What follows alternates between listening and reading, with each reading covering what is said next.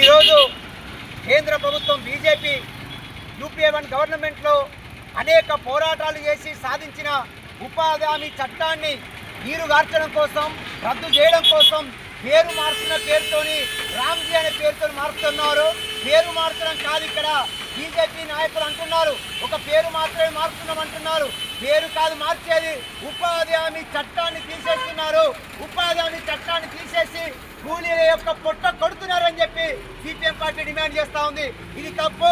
ఈరోజు దేశవ్యాప్తంగా అనేక ఉద్యమాలు చేసి ఉపాధి హామీ చట్టాన్ని తీసుకొచ్చిన, పోరాటాలతో తీసుకొచ్చిన ఈ చట్టాన్ని బీజేపీ గవర్నమెంట్ పేదల పక్షాన లేకుండా పెట్టుబడిదారుల పక్షాన ఉండి అంబానీ ఆదానికి ఉత్సాహపరుస్తూ ఈరోజు ఈ దేశంలో ఉన్న ఉపాధి హామీ చట్టాన్ని తీసేసే ప్రయత్నం బీజేపీ గవర్నమెంట్ చేస్తూ ఉంది.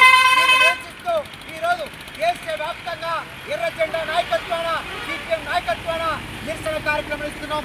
బీజేపీ గవర్నమెంట్ ఖబర్దార్, ఒకవేళ ఈ చట్టాన్ని తీసేస్తే భవిష్యత్తులో మరిన్ని ఉద్యమాలు చేస్తామని ఈ సందర్భంగా తెలియజేస్తున్నాం. అదే కాదు, గత ఎన్నికల బడ్జెట్లో గతంలో 90,000 కోట్లు ఉంటే ఈసారి 60,000 కోట్లు కేటాయించారు.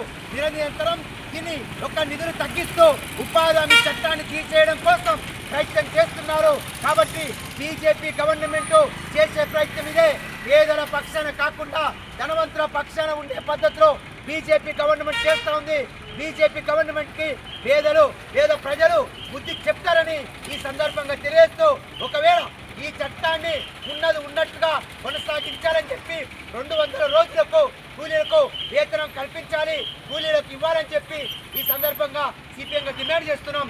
లేని క్రమంలో పెద్ద ఎత్తున ఆందోళన చేపడతామని, ఈ చట్టాన్ని కాపాడుతామని, పోరాటాల ద్వారా వచ్చిన చట్టాన్ని అదే పోరాటాల ద్వారా కాపాడుకుంటామని ఈ సందర్భంగా బీజేపీకి హెచ్చరిస్తా ఉంది.